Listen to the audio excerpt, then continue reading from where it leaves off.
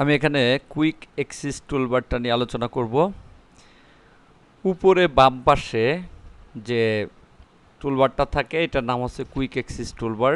এখানে সাধারণ অবস্থায় তিনটা বাটন দেখা যায়, একটা হচ্ছে সেভ, আনডু, রেডু। এখানে একটা ড্রপ ডাউন কি দেখতে পাচ্ছি, এটা হচ্ছে কাস্টমাইজ কুইক অ্যাক্সেস টুলবার। এখানে ক্লিক করে আমি আরও অপশন এখানে যোগ করে দিতে পারি।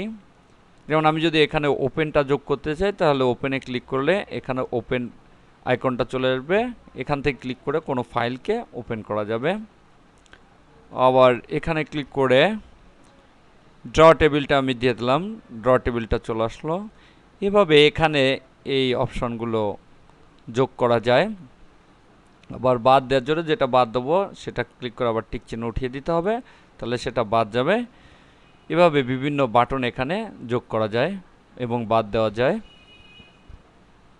এটাকে যদি আমি রিবনের নিচে আনতে চাই, অর্থাৎ এটা তো রিবনের উপরে রয়েছে, এটাকে যদি আমি এখানে সেট করতে চাই রিবনের নিচে, তাহলে এখানে ক্লিক করে শো বিলো দ্য রিবন এটা ক্লিক করতে হবে, তাহলে নিচে চলে আসবে। দেখতে পাচ্ছি এটা এই প্রান্ত থেকে এই প্রান্ত পর্যন্ত হয়ে গিয়েছে। এখানে ক্লিক করে কাস্টমাইজ করা যায়, কাস্টমাইজ করে বিভিন্ন কমান্ড এখান থেকে ওখানে যোগ করা যায়।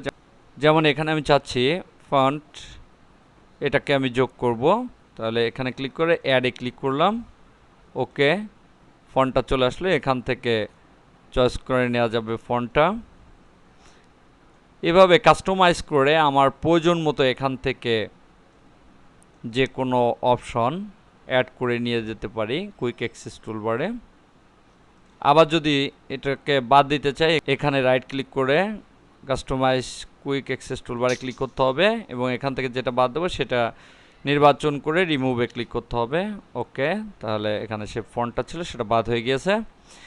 আবার এটাকে যদি আমি মেনুর উপরে নিয়ে যেতে চাই তাহলে রাইট ক্লিক করে show access toolbar above the ribbon এখানে ক্লিক করতে হবে।